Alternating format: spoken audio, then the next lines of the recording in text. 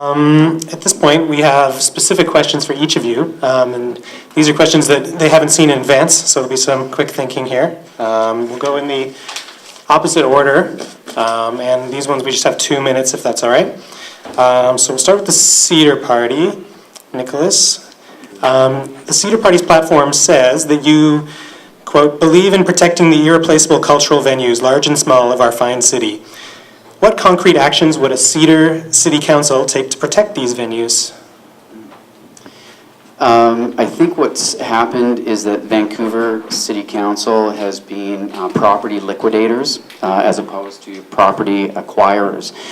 We're allowing too many amazing heritage spaces to slip through our fingertips, and the Hollywood Theatre, for example, could be an amazing multicultural facility that addresses and provides a space for so many opportunities of arts and culture. And the funding is there to acquire these kinds of properties. And the reason I say that, how we protect these spaces is putting the finances into it. Right now, developers get 2 fees, essentially, that they're saddled with when they want to develop. One is development levy costs, or development cost levies, mandatory for water, sewer, streets, those kinds of things. It's a fixed formula. There's another fee called community amenity contributions, and it's a voluntary formula. It's haphazardly applied. And if we made it mandatory, and if we applied it consistently, we would be able to collect tens, if not hundreds of millions of dollars every year to fund the kinds of things that we're talking about. If we can't fund these projects exactly like Elizabeth says, then these projects can't happen. So we need the funding, and then more importantly, we need to be able to bring organizations such as yours to be actual active participants in the conversation at City Hall. So it's not just elected officials coming up with the ideas, it's actually bringing you into the table, being a member at the table, and coming up with some great ideas and then funding them. The NPA platform talks about updating city plan and mentions an integration of arts and culture facilities as an essential part of the city. And it says that you will ensure that artists and arts organizations will provide input on where and how to create more creative spaces. Given that a lot of planning work has already been done in recent years, to what extent would an NPA government be going back to square one and restarting the whole planning process all over again, rather than taking definitive action based on the tremendous consultation work that has already been done between the arts community and city staff? Thank you very much. Thank you. Actually, the work that has been done by city staff with the community is extraordinarily valuable, and one would never throw it out. Actually, it was one of my original motions at the city that started the ball rolling on many of these consultations. So I would never think that it would be anything but extremely valuable to opening up the conversation. But the problem is so much of our city plan, and I know that I was part of it at various points, sitting at people's kitchen tables, finding out what they thought was valuable and trying to get a voice for culture in. But at that point in time, it wasn't part of the general conversation. And it has been very limited because I have attended a number of the events for the plans that have gone forward in the last, we were doing 4 plans in a very short period of time. And although arts and culture was touched on, rarely did it make itself into the fullness of the plan so that each neighborhood was able to see cultural venues be actually planned as an integral part of the plan. So it's very, very important that when we open city plan and we go back and we look at what the original intent was, that you actually take the information that the city staff have come forward and after consultation, and you again go out into the community, you look and see, where have we missed the boat here? How do we get more buildings built? How do we rescue buildings that could be in Quebec? They're called maisons de culture, neighborhood cultural houses. How can we make those available, especially for young people, because they do make life livable if you've got a place to go and practice your art.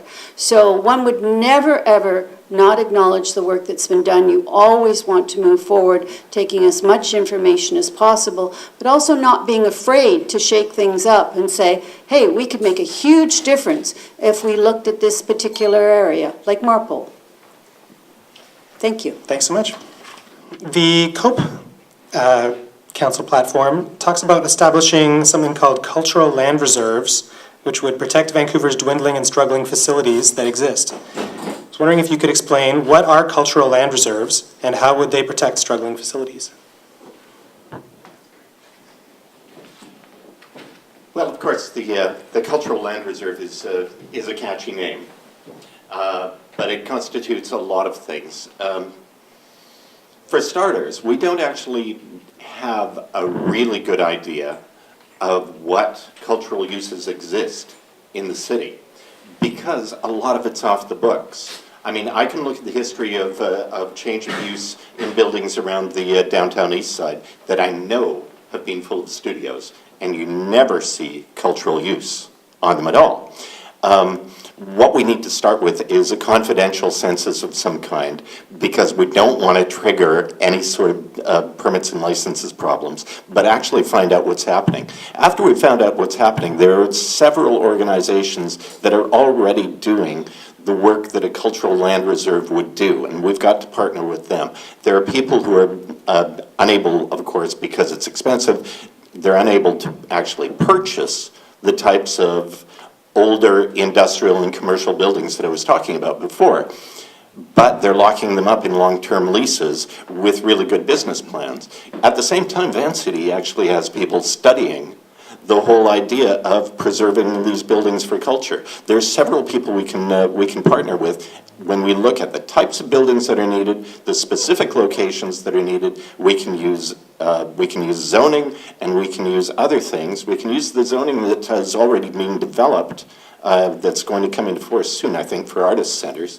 We can use that to keep these buildings in play as inexpensive, flexible cultural facilities where you can develop things with the kind of freedom that I'm talking about. All right. Actually, this is a similar question for Pete. The Green Party platform, instead of talking about cultural land reserves, the Green Party platform mentions culture precincts, and it says that you would support the location of creative production citywide, including cultural precincts in local area plans. Tell me, Pete, what are culture precincts, and how would a Green Party government get them written into local area plans? I was chair of the Strathcona Residents Association. I sat on the downtown east side local area plan. And what we saw through that plan was the erosion of a great deal of affordable art space throughout the downtown east side, not to mention affordable housing.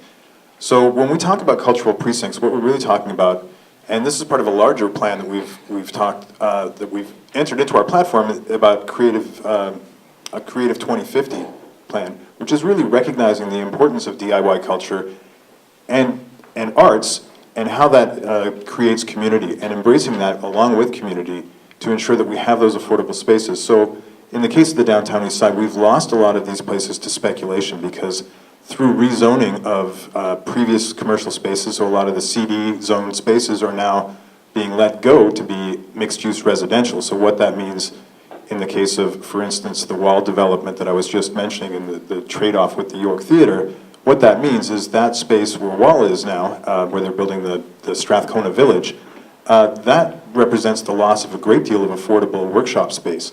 That can't be replaced when it's a new build. It just simply can't be replaced. So we need to actually start recognizing that we are losing valuable cultural workspace and DIY space, and places just to have shows and parties and underground kind of stuff. Obviously there's concerns about fire zoning and that kind of thing. We do need to keep a degree of legislation that ensures safety for citizens.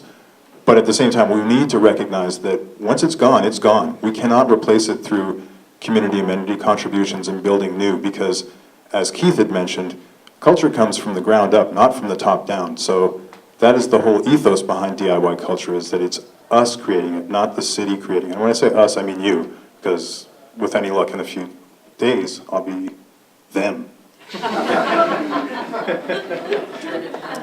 Since Vision Vancouver is the incumbent local government, our question for Heather is a little bit different. Instead of asking about the platform, I'd like to read a couple of lists. The first is a list of live music venues that have closed down during Vision's 2 terms in office. And those include Art Bank, Hoko's, The Mansion, W2, Nyala, The Prop House, The Peanut Gallery, The Sweatshop, The Emergency Room, Goody, Goonies, The Shed, Zoo Shop, The Old Redgate, The Yale Hotel, 360 Glen, John, Richards on Richards, Heaven, The the Lion's Den, Cafe Montmartre, Honey, and the Nines, and probably a whole bunch more. The second list I'd like to read out is new live music venues that have opened during Vision's 2 terms in office. And these include the new Red Gate, Astorinos, the Hindenburg, the Rickshaw, the Fox Cabaret, the Electric Owl, 7 Dining Lounge, Gilt and Company, the Rio Theater, Simply Delicious, Sauter and Sons, the York Theater, Fingers Crossed, the Emerald, the Fortune Sound Club, Smiling Buddha Cabaret, the Remington and Gam Gallery, 303 Columbia, Horses Records, the Lido, Lana Luz, and Franklin Studios. Now, we really can't make the argument that we're losing all our venues, because the honest truth is every time a venue shuts down, another venue pops up in its place. So instead, I'll ask you this. Why has the local music infrastructure been so unstable during Vision's term in office, and should we expect this pattern to continue under a 3rd term of Vision Vancouver governance? Interesting question. Has it ever been stable? I kind of doubt it, because it's often been underground, and that's one of the issues here. So here's some of the things we're doing to try to create an arts economy that provides some more stability. First of all, the industrial lands in this city, and in fact throughout the entire region, are completely protected under a new regional plan. We cannot touch that region, that industrial land. We would have to go and get a large majority of 2/3 of the board at Metro Vancouver to take anything out of the industrial land base, and nobody's going there. Some of the smaller communities have tried recently, and it just hasn't gone anywhere. Second of all, we're doing cultural mapping. That's something that's been referred to. I've heard some good ideas here that are actually underway. So the cultural mapping project started last year. There was a beta form of the map that went up about a year ago, and we're due to get an update early in the new year about where that is. And part of the real concern was making sure it was anonymous so that people didn't feel afraid to enter their cultural space, have it recognized, and then potentially shut down because it's not a permitted use in that zone or something. Third of all, we're looking at all of our building zone. I'll get into that again on the third question around the performance spaces. The zoning is a large issue. Fourth of all, we're trying to help people get security of tenure, and recently $4.5 million was put into a project that had 4 major arts organizations get that security of tenure that is so very difficult. The city can't buy every single building that is used for arts throughout the city. It can't do spot rezoning on every single place that's used for arts in the city. So what we have to do instead is create some way of creating security of tenure. Another thing that we're doing is opening places like the Arts Factory in city-owned buildings. And we're committed to doing at least one more city-owned building that's used for arts throughout the city, somewhere in the city in the near future. We've taken the industrial zone, which I already referenced, and we've made it possible to do any kind of arts there. Before, you used to have to actually be industrial arts. And in fact, a potter that I know had to call herself a non-metallurgical manufacturer to get a business license there. We're working on that. And we're working with a company called Art Space, which is basically an arts real estate division in Toronto. They're moving here as their second city, and they're going to be an enormous asset for us securing artist spaces in perpetuity. The Vancouver First platform talks about reducing or eliminating user fees for sports facilities and about affirming the independence of community centers.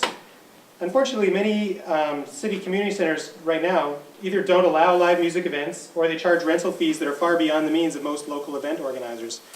How would a Vancouver First government help promote a healthy arts and culture community with affordable live music events? Oh, there, something happened there, just turned on. Sorry, I'll repeat the question part. How would a Vancouver First government help promote a healthy arts and culture community with affordable live music events held in city-owned community centers? Thank you. Well, first of all, Vancouver First is promoting the mixed slate for government. The problem, as I mentioned earlier, with community centers, I've been volunteering for quite a while, and one of the problems that we've seen over the last 10, 15 years is that we've been moving away from this independent model. It used to be an independent model where people with grassroots needs and grassroots wantings would come out and discuss things at the community center, and people would come around and they decide that, okay, that's something we want to pursue. We'd go out and we'd find the funding to do it. We'd either go provincial or federal or find something municipal to fund what we were trying to do, and we'd go forward and we'd try to carry that out. Over the last 10, 15 years, under the Parks Board, they've wanted to make us more advisory, meaning that we could pick what color the walls are going to be painted, but that was about it. We had to go conform to a cookie cutter type platform. And I think this is one of the problems and one of the obstacles that we're all facing, is that there's no real avenue or venue for description or to go out and to forge something new or to learn something or to try something different.